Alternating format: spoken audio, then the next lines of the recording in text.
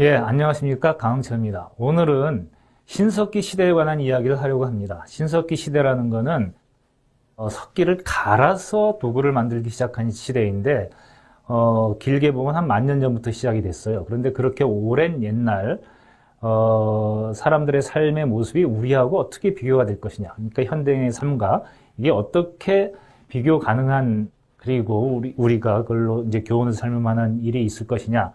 이렇게 물으시겠는데, 저는 역으로 이 문제에 관해서 이렇게 질문을 던지고 싶습니다. 만약에 10,000년 전의 신석기 시대를 살아갔던 사람들과 현대의 인류가 같이 앉아서 IQ 테스트를 한다. 그러면 여러분은 누가 더 높은 점수를 받을 것 같습니까? 아마 열의 9은 당연히 현대인이 아마 압도적으로 많은 점수를 받지 않겠느냐, 이렇게 생각을 하실 건데 놀라지 마십시오.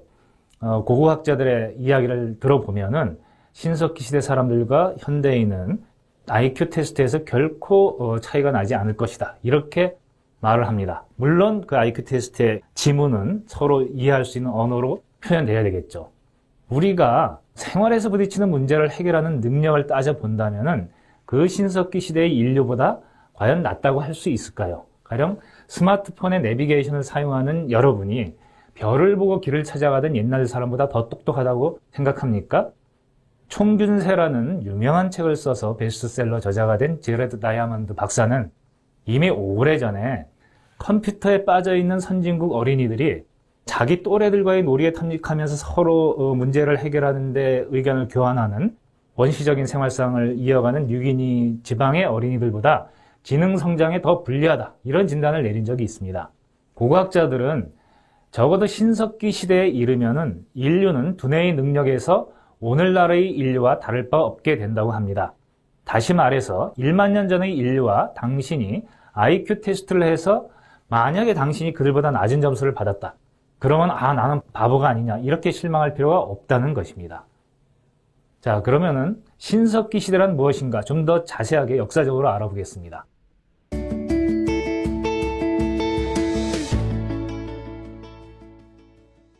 만년 전에 신석기 시대가 시작이 됐다고 하는데, 그때 이 지구에는 특별한 일이 일어났습니다.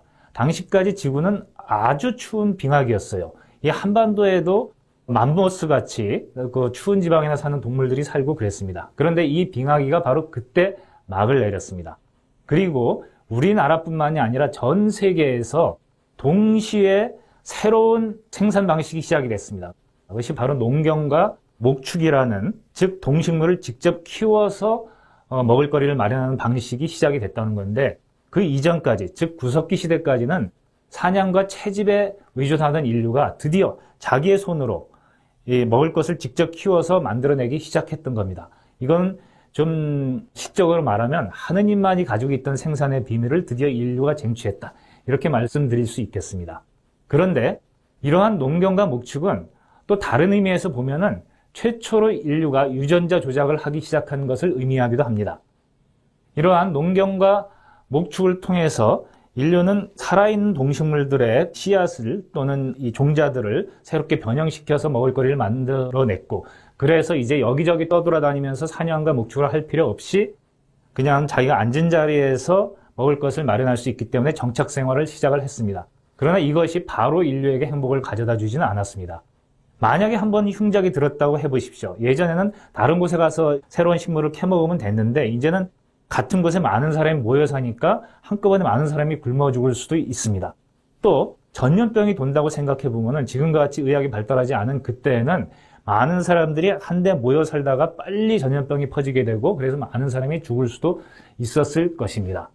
그렇지만 어쨌든 농경과 목축은 이제 시작이 됐습니다. 신석기 시대와 더불어서 인류는 거대한 변혁을 시작을 하면서 새로운 삶 속으로 들어가게 됐습니다. 그 내용을 좀 살펴보기로 하겠습니다.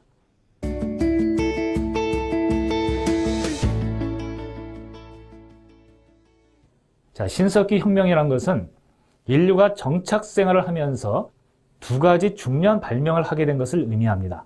신석기 시대 하나는 제가 처음에 말씀드렸던 것처럼 숫돌에다가 돌을 갈기 시작했다는 것을 말합니다. 이것을 우리가 간석기라고 하고 그것을 또 신석기라고 말을 합니다. 구석기 시대에는 인류는 이 숫돌에다가 돌을 가는 방법을 몰랐어요. 그래서 정교하게 깨뜨려서만 물건을 만들었었는데 이제는 아주 정교하게 낚싯바늘이라든가 화살촉 같은 이런 작은 석기를 만들어서 낫, 도끼, 쟁기, 농경도구 같은 이런 많은 생활에 유리한 도구들을 만들 수 있게 됐습니다. 이게 하나의 큰 혁명이었었고요. 또 하나의 혁명은 그릇을 인류가 처음 만들어 쓰게 됐다는 겁니다. 인류가 사냥을 하면서 떠돌아다닐 때는 뭐 물건들을 모아둘 필요가 없죠. 그때그때 잡아서 먹는 겁니다. 그런데 이제는 그릇을 만들어서 인류가 키운 식량이라든가 아니면은 고기들을 저장을 하게 됩니다. 그 저장의 도구가 바로 그릇이었는데 이 흙을 빚어서 그릇을 만들게 된 것이 인류의 생활에 거대한 변화를 가져다 줬습니다. 이제는 그릇을 만들어서 거기다가 조리해서 먹을 수 있고 그 다음에 먹고 남은 거를 저장해 둘 수 있게 된 것이죠. 그런데 우리나라의 경우에는 토기와 간석기의 발달에 따라서 농사가 직접 발전하기보다는 먼저 고기잡이부터 시작을 한 것이 한국 신석기 시대의 특징이라고 합니다. 여러분들 암사동의 신석기 유적에 가보셨나요? 아니면은 부산의 동삼동이라는 곳에 또 신석기 시대의 유적이 있습니다. 강릉에도 있습니다. 이런 곳의 특징은 바닷가 아니면 강가입니다. 그러니까 바닷가 강가에서 무진장으로 때만 되면 이주해오는 그런 물고기들을 잡아먹을 수 있었기 때문에 사람들은 정착 생활을 하기 시작했고 여기서 나중에 농경이 발전하게 된다는 점에서 우리나라 신석기 시대의 특징이 있다고 합니다. 그러면 제가 암사동 말씀을 드렸는데 그곳에 가면은 지금 뭐 다 새로 만들었습니다만은 마치 인디안 브라의 티피와 같이 생긴 그런 움집들이 많이 있죠. 이것이 신석기 시대의 혈연 및 지역 공동체를 이루어 살던 사람들의 집입니다. 이 움집은 반지하 주택이에요. 그러니까 30cm에서 1m 정도 되는 지하의 구덩이를 파고 그 구덩이 위에다가 바로 나무로 뼈대를 만든 지붕을 올렸습니다. 그러니까 이 집은 벽이 없는 거죠. 아직 사람들이 벽을 만들 줄 몰랐던 시기에 그냥 구멍을 파가지고 그 구멍을 벽 삼아서 그 위에다가 지붕을 올리고 그 안에 들어가 살았습니다. 이 움집의 크기는 대개는 평균 18제곱미터 정도 된다고 합니다. 그 정도면은 한 서너 명이 살 수 있는 그런 공간이었는데요. 이거는 우리가 과거의 조선시대에는 대가족 중심으로 살았던 이런 시대가 있었는데 옛날에는 더 많은 사람들이 어울려 살았겠거니 이렇게 생각을 하기 쉽습니다만은 실제로는 신석기 시대의 사람들은 지금 우리하고 다름없이 핵가족으로, 그러니까 부모와 자식 세대만이 한 집에 모여 살고 그런 집집이 모여가지고 마을을 이루는 오늘날 우리의 삶과 그렇게 크게 다르지 않은 그런 삶을 살았다는 것을 암사동의 움집이 보여줍니다.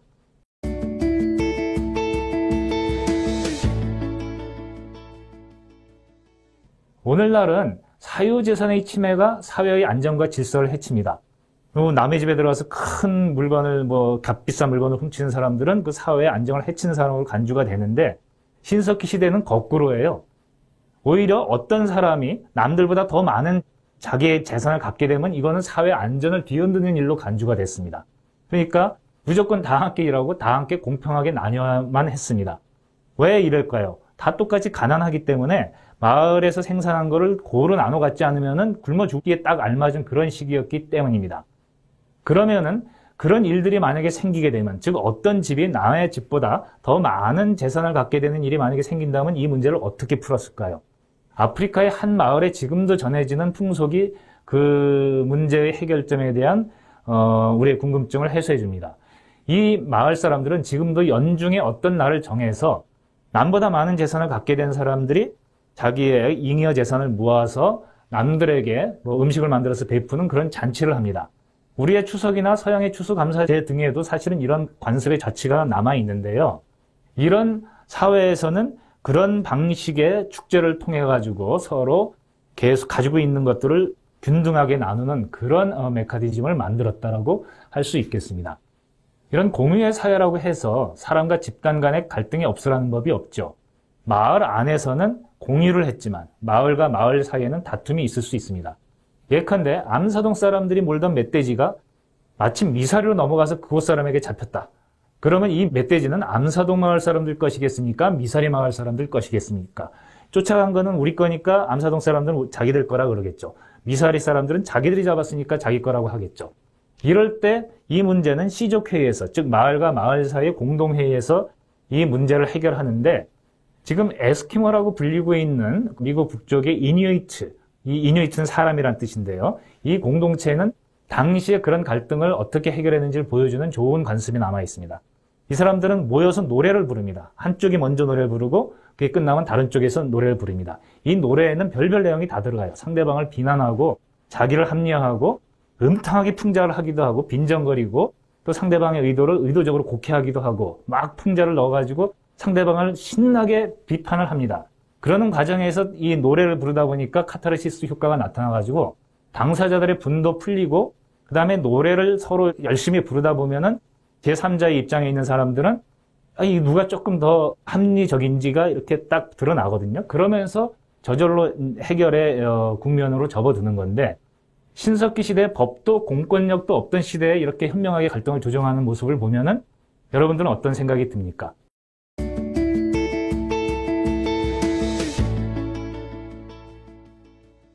오늘날 우리가 문명사회라고 해서 그들보다 더 어떤 사회의 갈등을 더 잘 해결하고 있나요?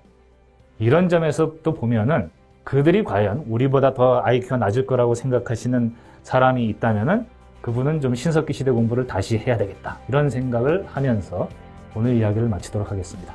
감사합니다.